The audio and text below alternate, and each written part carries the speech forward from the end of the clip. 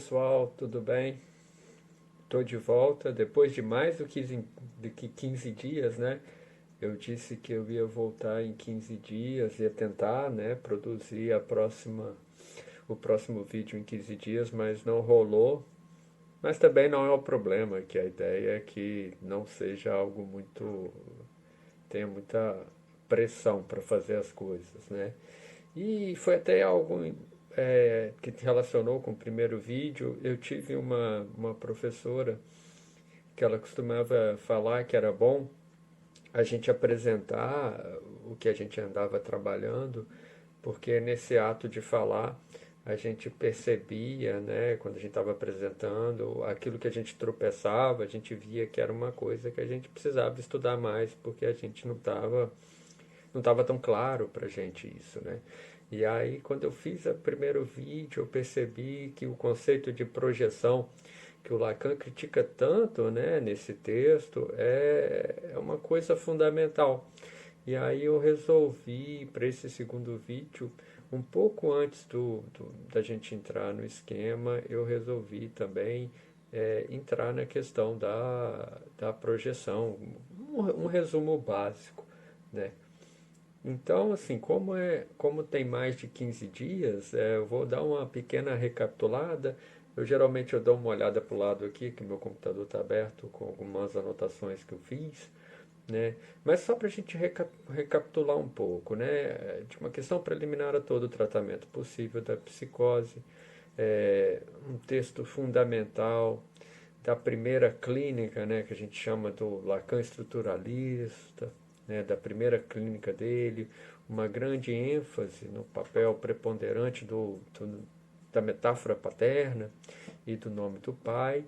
E esse texto é, de certa forma, um marco no estudo da psicose. É um texto que justamente dá um resumo, de certa forma, ao seu seminário das psicoses e também acrescenta algumas coisas, né? E como eu disse para vocês, um grande interesse meu de estudar esse texto é justamente os esquemas gráficos que o Lacan apresenta. E é um texto assim que, curiosamente, eu já li várias vezes e eu acho incrível que toda vez que eu leio, tem novidade, tem coisa que não passa, né? A dificuldade do Lacan, né, que desanima muitas pessoas, de certa forma me anima, porque é um estilo de texto, é um texto que sempre nos convoca, né, a descobrir coisas. E especificamente nos textos escritos do Lacan, são textos que, a meu ver, têm uma grande lógica, as ideias estão bem concatenadas, né? E aí, é, já já entrando nesse texto especificamente, fazendo uma pequena recapitulação, lembramos que esse texto ele é marcado por uma grande crítica do Lacan a como os pós-freudianos lidaram com a psicose. O Lacan ainda está taxativo, ele fala, olha, os pós-freudianos não fizeram nada de novo em relação às psicoses.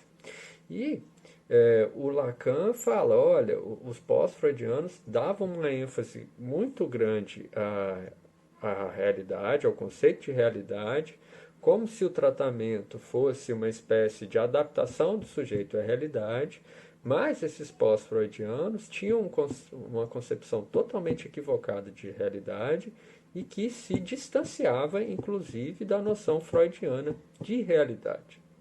Né? E aí o Lacan remonta a um texto fundamental de 1924, A Perda da Realidade na Neurose da Psicose, do Freud. Quem não leu, vale a pena ler, é um texto pequeno e é fabuloso. Fabuloso.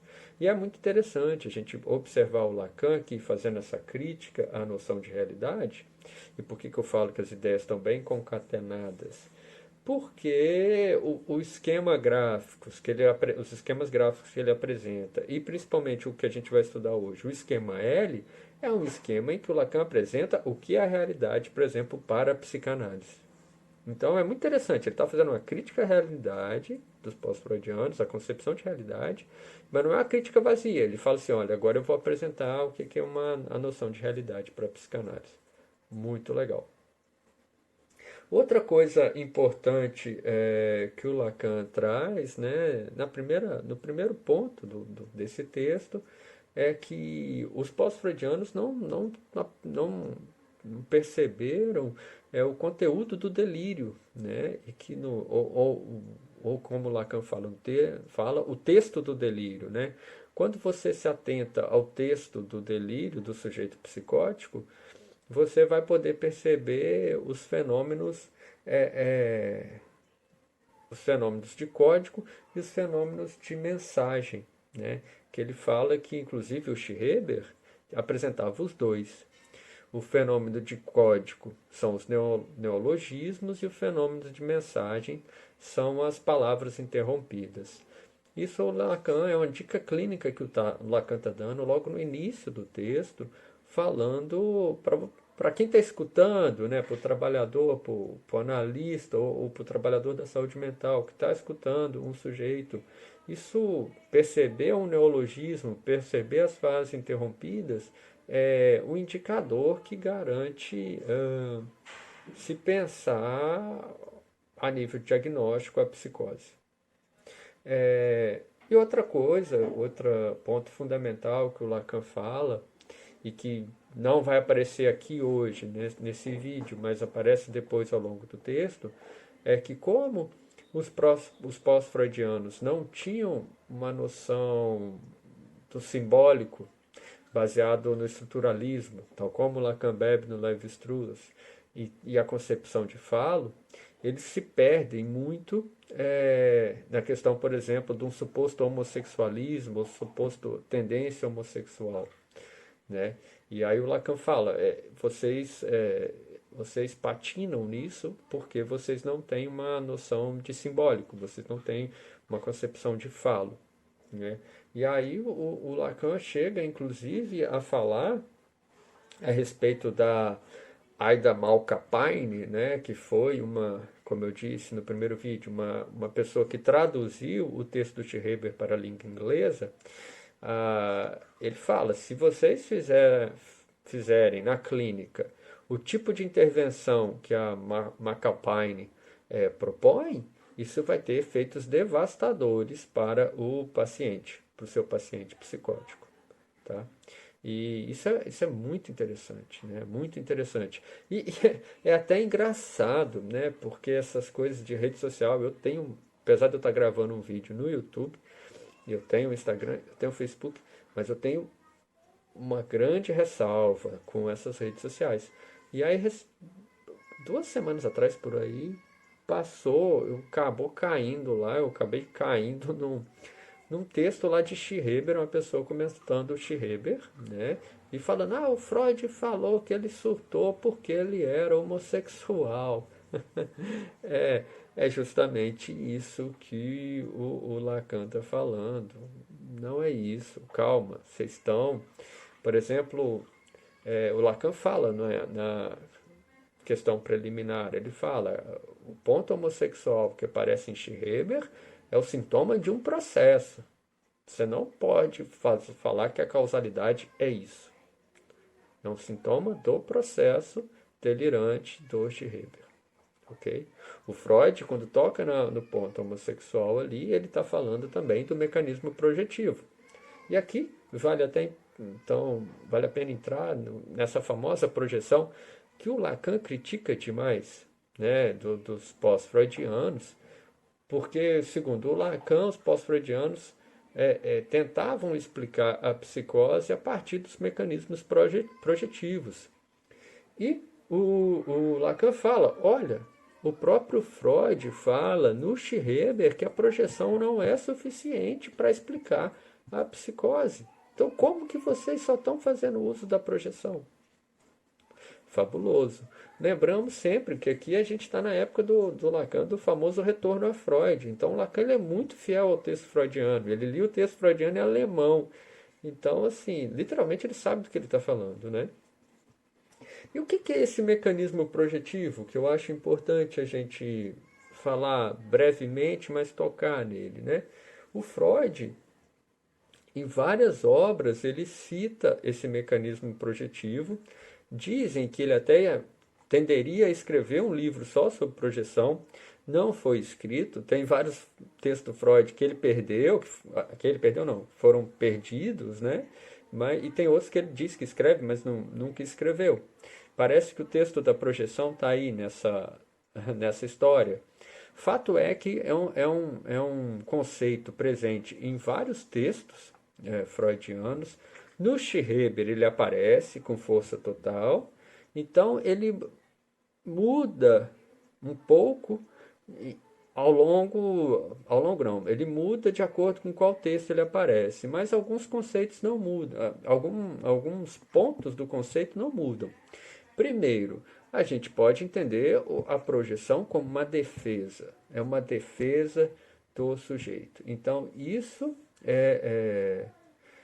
não muda, tá? Então, quando a gente está falando de projeção em psicanálise, a gente está falando de uma defesa. E esse é um debate ou uma coisa que o Freud está se debruçando a respeito como que se diferencia o sujeito e o outro, né? E nessa que é uma diferenciação, lembremos, né, que o Lacan ele fala muito aqui, olha, Schreber foi escrito em 1911, Introdução ao Narcisismo em 14.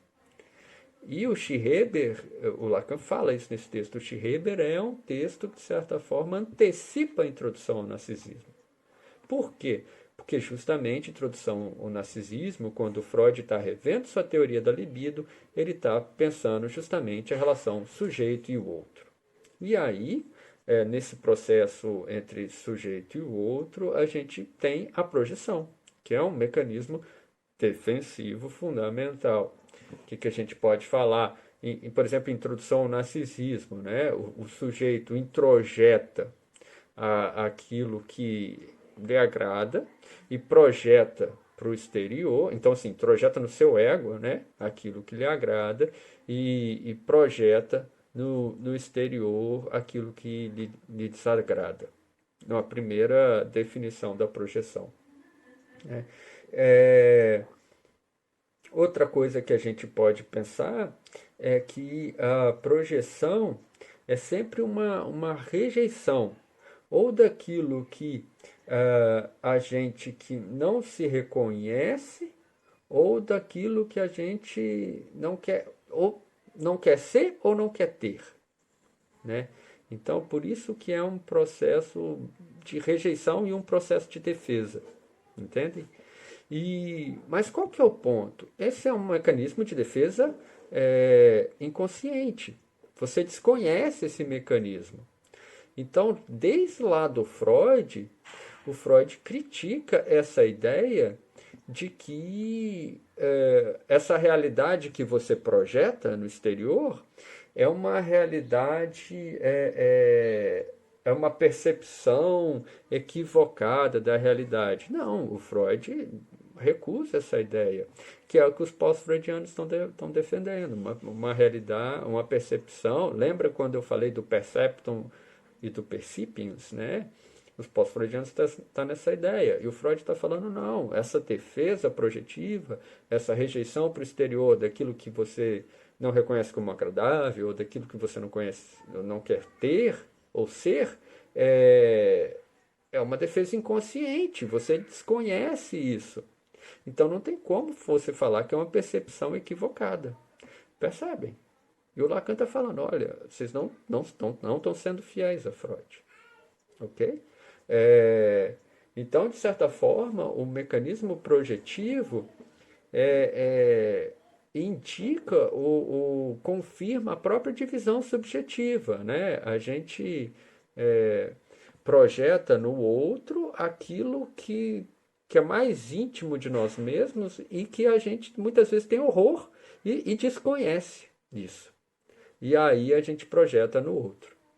Sabe? Aquela coisa a Nietzscheana, que às vezes fala que a crítica, quando a gente efetua a crítica fala muito mais da gente do que a quem a gente dirige a crítica, sabe? É um pouco dessa ideia, o mecanismo projetivo. Mas eu acho que o ponto fundamental aqui é a gente lembrar que o quê? que a projeção diz respeito a uma relação, a uma diferenciação entre o sujeito e o objeto. Ela é sempre, sempre na obra freudiana, uma defesa. Ela diz respeito a projetar aquilo que eu não quero ser, aquilo que eu não quero ter, aquilo que eu tomo como desprazeroso, eu projeto no exterior, porém eu desconheço isso. É um mecanismo inconsciente. Logo, é uma divisão, né? Uma divisão. Então, não faz sentido a gente falar que trata-se de uma percepção equivocada, ok? Isso já está desde Freud. Espero que tenha sido um pouco claro essa explicação. Espero. Aliás, né, quem é da psicologia pode lembrar que a gente tem vários testes projetivos, né? O famoso Rorschach por exemplo, um teste projetivo, que parte da ideia que a gente projeta coisas naquelas manchas, né? Ah, o que você viu aqui? E aí tem toda a tabela que depois a gente corrige, né? Projeção, né? Mas o conceito de projeção em psicanálise é um pouco diferente, um pouco não, acho que bem diferente do teste projetivo, por exemplo. Bom, eu acho que foi essa parte. E aí a gente entra no tópico do texto em que o Lacan chama com Freud, né? Ele intitula de com Freud. Antes, se não me engano, é o Rumo a Freud, né? O primeiro tópico é o Rumo a Freud, depois o Depois de Freud, e agora ele fala, olha que interessante, é Rumo a Freud, então vamos ver, vamos lá no Freud, depois do Freud, ele fala, depois do Freud vocês patinaram até, então vamos com o Freud, olha que interessante, esse é o projeto de um retorno a Freud. Então ele vai, ó, Freud, vou pegar na sua mão e vou acrescentar umas coisas, eu vou reler o que você escreveu com a ajuda do estruturalismo. Então, e aqui é o meu grande interesse, uma coisa que eu venho estudando, que eu acho muito interessante, são os esquemas gráficos, né? Então, nessa parte com Freud, ele apresenta o famosíssimo o esquema L, né? Ele vai aparecer aqui, que depois eu vou editar esses vídeos, né? Então, o esquema L que aparece nesse texto é um esquema bem simplista, né? Que eu não acho ele muito didático. Então, ele está aparecendo agora, né? Mas eu prefiro usar para explicar o esquema mais completo do esquema L, que aparece em vários textos. Por exemplo, num texto dos escritos sobre a carta roubada, o famoso texto sobre a carta roubada, na parte final, no pós-fácil, né? Tem lá, ele aparece a versão completa, que para mim, na minha opinião, é mais didático, é mais fácil de apresentar, de explicar aqui. Então ele já deve estar aparecendo aqui para gente, para eu conseguir explicar isso para vocês, ou pelo menos tentar, né? Então, o primeiro ponto que eu acho importante a gente delimitar aqui é é justamente a gente tentar entender os elementos desse esquema, né? Então, contextualizando, o Lacan ele tem um texto fundamental que creio que é de 1936, que é o Estádio do Espelho, não sei falar o título todo, Estádio do Espelho na formação do eu creio que deve ser algo desse tipo. Um texto que já fez Lacan ficar muito famoso, né, em que ele fala justamente da constituição da imagem do sujeito, né? É um texto que o Lacan ainda está no início dos seus trabalhos, um texto muito influenciado pela biologia, muito influenciado pela etologia e é um clássico, é um clássico. O esquema L, de certa forma, ele tem componentes desse texto, o estágio do espelho, porém, aqui não se trata só mais da imagem. No esquema L, a gente tem a entrada importantíssima e fundamental do simbólico. Tá? Então, esse é um primeiro ponto importante. Vamos aos termos. Né? A gente tem o A e o A'. Tem nesse esquema que eu uso, por exemplo, aqui da carta roubada, que eu falo que é o esquema mais didático, não tem nem o A', né? Mas a gente tem dois As, né? E esse A, por que é A? Porque em francês a gente tem outro, né? Que é outro em português. Mas aí, como é em francês é outro, a gente usa o A.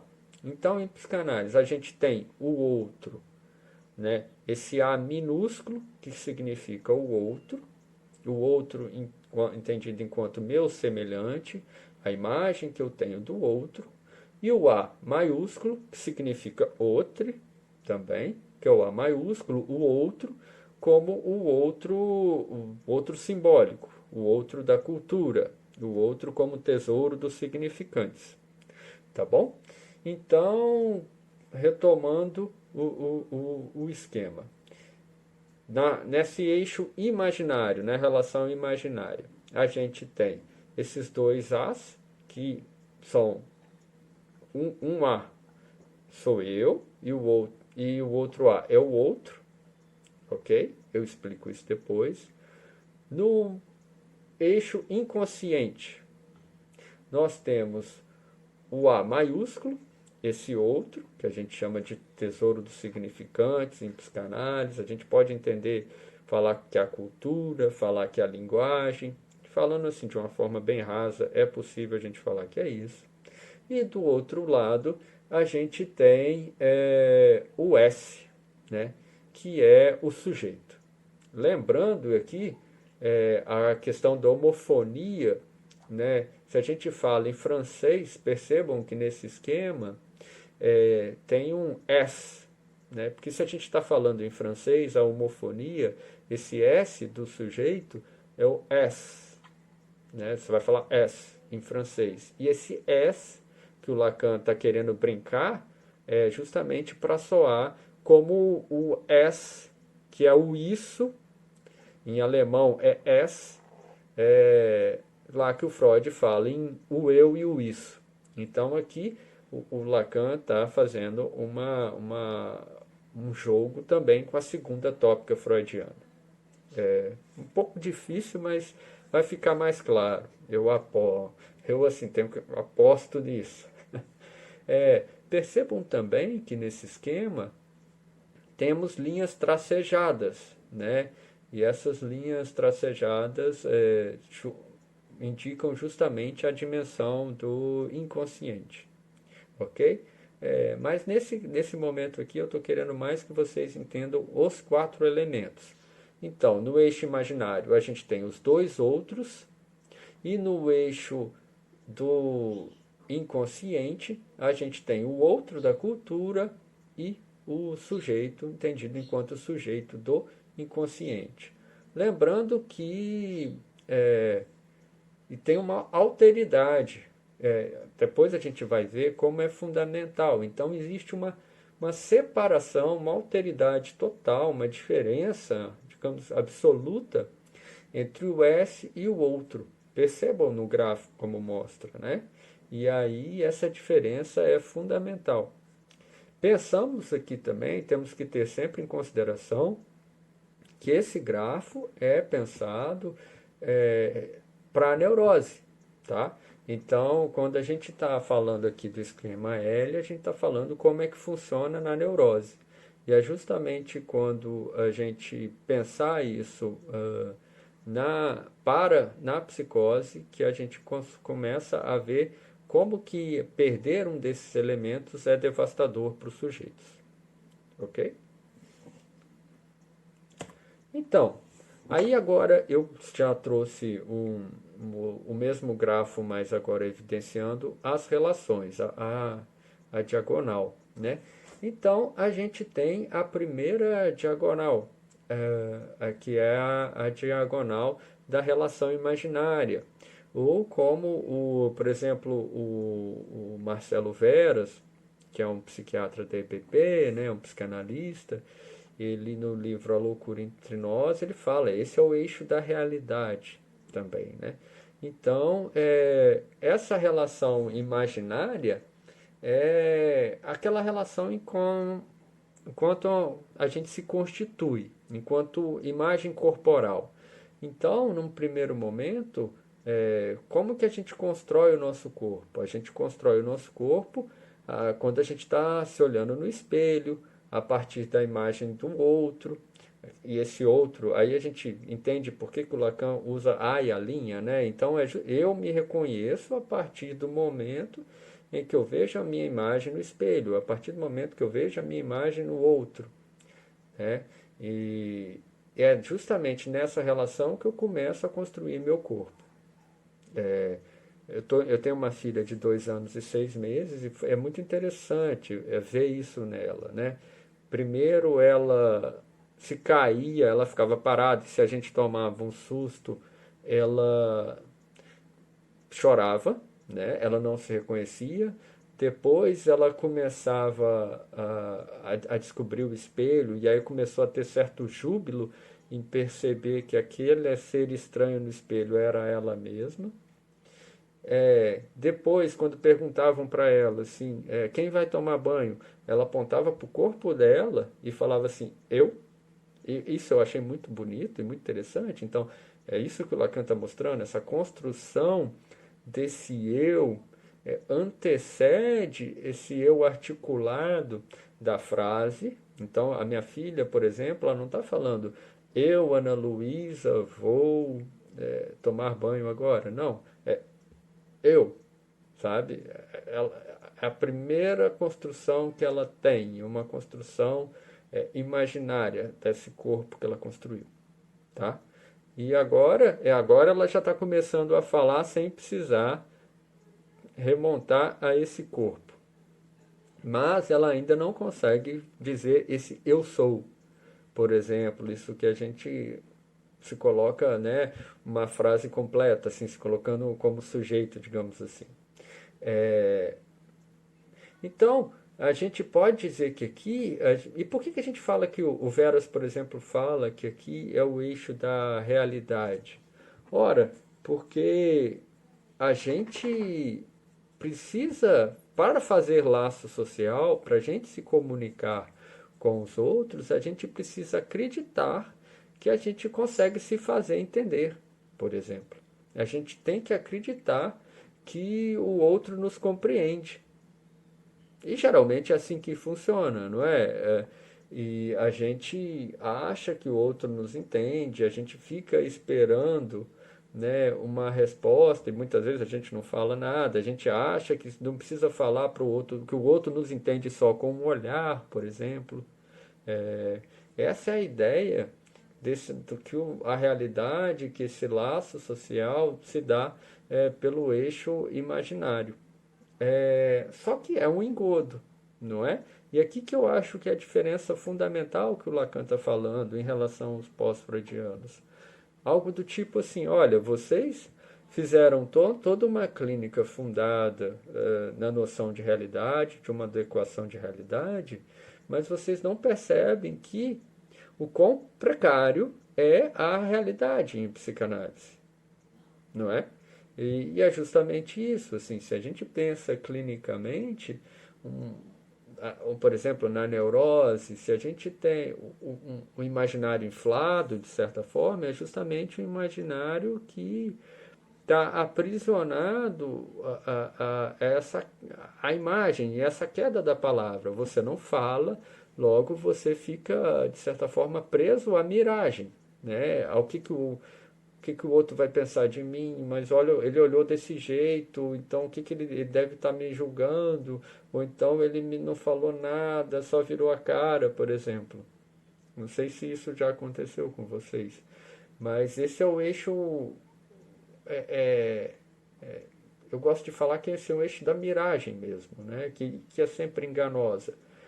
É um ponto fundamental, é um ponto necessário da construção da nossa realidade, né? A gente se constrói primeiramente nosso corpo e nossa primeira noção de eu A gente se constrói a partir disso, mas é algo muito frágil, né? Assim, por exemplo, a gente pensa, eu construo essa minha ideia de corpo, né? Mas assim, se aparece um cabelo branco, ou no caso mais um cabelo branco, isso já mexe com o meu imaginário, mexe com essa imagem que eu construí de mim, não é? Justamente para mostrar essa dimensão frágil da coisa, tá? É, eu ia falar outra coisa, só que esqueci. Outra coisa também, quando a gente pensa, eu achei muito interessante que teve um psicanalista falando que ele era muito fã do Caetano, né? E aí ele falando como é que foi estranho para ele ver o Caetano, as lives do Caetano, e o Caetano comendo a paçoquinha, né? Porque para ele o Caetano era aquele intelectual máximo, né? E aí ver o Caetano comer a paçoquinha mexeu com a realidade dele, né? Essa construção imaginária. Essa é a ideia da coisa, né?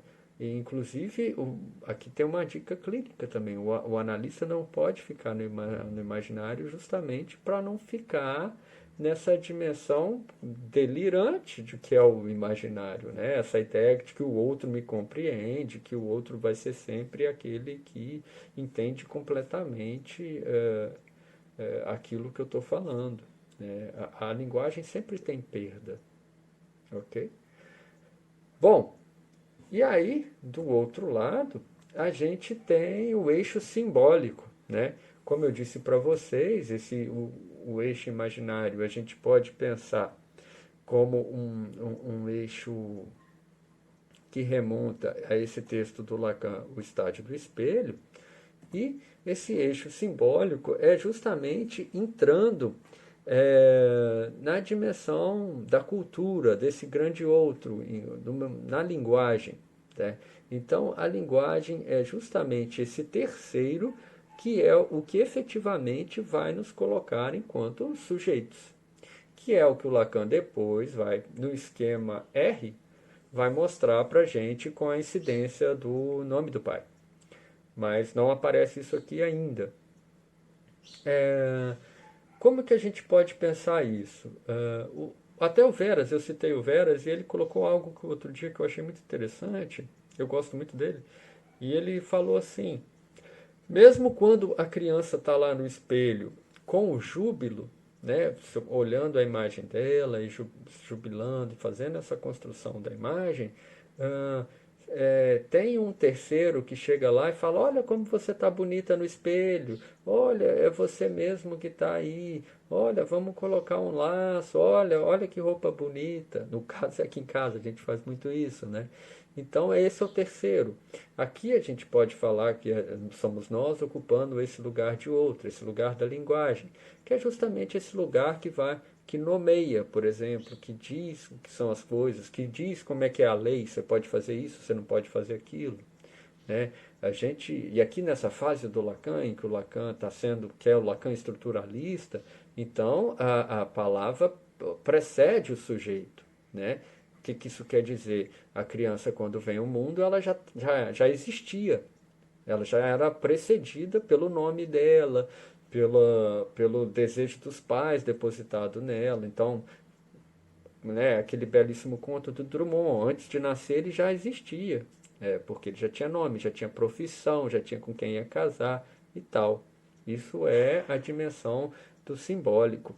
E a gente só tem o inconsciente porque existe o simbólico. Deu para entender isso, né?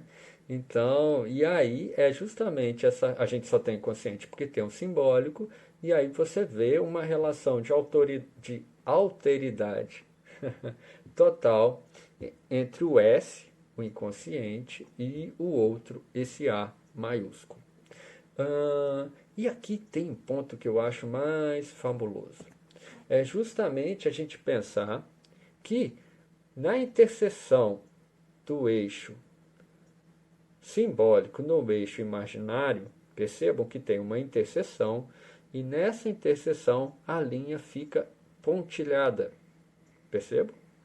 Então, esse ponto dessa interseção é justamente o ponto do recalque, né? Vou lembrar uma coisa que eu falava em aula, né? O velho conceito freudiano, que o trauma é só depois, né? Então, o trauma ele não é assim num primeiro momento, né? A gente precisa de dois tempos do trauma. Então, falando numa psicologia básica freudiana, o Freud fala, ah, o menino se masturba, por exemplo, né, criança. Aí o pai vai e ameaça, ou a babá, né? Ó, vou cortar seu peru. Essa frase não é traumática. Ela só torna-se traumática. Então, aqui a gente tem o corpo, a gente tem uma frase, vou cortar seu peru. E é quando essa criança, por exemplo, se depara com o corpo de uma menina e que não vê o pênis, essa criança reatualiza a frase que ela ouviu da babá ou do pai. E aí essa frase se torna traumática. E aí a gente tem, por exemplo, a interseção do simbólico com o imaginário, produzindo o recalque ou produzindo a linha pontilhada. E a gente tem, por exemplo, o inconsciente. Muito bacana. Eu acho lindo essa tradução que o Lacan está fazendo em termos de gráfico, né? Eu acho super didático. Então, gente, tem uma famosa frase freudiana em que ele fala que o ego não é o senhor da própria casa. É justamente essa ideia, né? Porque a gente costuma falar em psicanálise que a gente tem o eu e o sujeito, né? Então esse eu que a gente fala aqui, né? Eu, Lucas, eu sou isso, eu sou aquilo, a gente está falando muito mais desse eixo da realidade, esse eixo imaginário, ou mesmo desse eixo imaginário que constrói uma fantasia também com o simbólico, mas esse eu é muito frágil.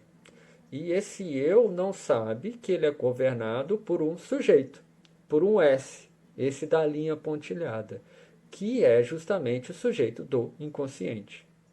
Então, por isso que o Freud e que o Lacan pontua faz um descentramento, por exemplo, da racionalidade cartesiana. Porque o Descartes fala, né, penso, logo sou, né? Eu sou, eu penso, eu sou. O Lacan está falando, sou onde não penso, penso onde não sou. Essa é a ideia. Sou onde não penso. Justamente é o S do inconsciente, da linha pontilhada. Penso onde não sou. É justamente isso que eu penso, isso que eu acho que eu sou. E aí a clínica obsessiva traz muito disso, né? Ah, eu sei o que está acontecendo comigo, eu tenho clareza disso. Ora, mas se soubesse disso tudo, não procurava um analista, por exemplo, né? Porque se eu que está falando tudo, a gente está falando de um eixo imaginário, ok? Será que deu para entender? Aqui é muito eixo imaginário também, né? O que mais que a gente pode pensar sobre o esquema L, né? Foi justamente a pergunta que eu coloquei aqui que eu estou lendo. Primeiro que a gente mostra no esquema, no eixo imaginário, a gente pensa como é frágil essa relação do nosso semelhante, né? Então, essa relação que eu construo, dessa construção da minha imagem corporal, ela é muito frágil. Qualquer coisa, de certa forma, quebra essa construção. E, inclusive, a nível de afetos, né? Se a gente tem uma relação amorosa, por exemplo, sustentada nesse eixo imaginário, é muito comum a gente ter o atravessamento do afeto do ódio, né? Justamente porque da ambiguidade de você construir essa imagem que é semelhante e ao mesmo tempo é diferente. Isso é um ponto muito interessante. E percebam, quando a gente pensa no campo da psicose, como que a gente tem muitos textos de literatura e muitos filmes que trabalham, por exemplo, com a ideia de um duplo, né? Não sei se vocês já viram, tem um conto do Dostoiévski que fizeram depois um filme, que você tem um duplo de você mesmo, né? A ideia de que você vai ver uma pessoa exatamente igual a você, né? A sua imagem, essa é justamente uma regressão tópica ao estágio do espelho, que é o que Lacan fala, né? E que diz respeito a esse eixo, essa construção, tá? Mas isso depois a gente vai falar mais. Ah, outra coisa que a gente pode pensar em relação a esse outro, esse A maiúsculo, quando a gente fala da neurose, uma questão, é, uma questão da neurose, né, da histeria, da neurose obsessiva, é justamente pensar qual é o meu lugar em relação ao desejo do outro, qual é o meu lugar em relação ao outro. O que que a minha filha acha de mim, o que que a minha esposa acha de mim, o que que meus alunos acham de mim. Isso provoca angústia, isso provoca incerteza, né? Porque eu nunca sei. E às vezes eu quero sempre fazer coisas pensando ou tentando ter certeza do que o outro acha de mim, ou que o lugar eu ocupo para o outro. Ah, e na psicose é justamente o oposto. A psicose não tem essa dúvida sobre o outro, ela tem a certeza. E por isso que para a psicose é extremamente, abre aspas, perigoso o outro, porque ele tem uma certeza a respeito do sujeito. Aí a gente vai ver, estudando os grafos, como a direção do tratamento é, de certa forma, criar um anteparo contra esse outro que é da dimensão da certeza. Retomando a questão, como eu disse, do estágio do espelho, a saída do narcisismo, né, a saída desse esquema do estágio do espelho, da introdução ao narcisismo, que o Lacan traduz com esse eixo A e o A', a saída disso implica a entrada de um terceiro, implica a entrada do outro. Esse outro que nomeia, esse outro que barra, esse outro aí que vai fazer essa articulação. Ah, e o que mais que a gente pode falar? Ah, tá. Ah, ponto fundamental que eu espero que tenha ficado claro para vocês, que é justamente que o inconsciente, essa tese é fundamental. O inconsciente se opõe ao eixo da realidade. Olha que lindo que o Lacan está falando. O inconsciente se opõe ao eixo da realidade. Então, pós-freudianos, vocês que estavam se ocupando em adequar o sujeito à realidade, vocês esqueceram da relação do inconsciente com a realidade, que são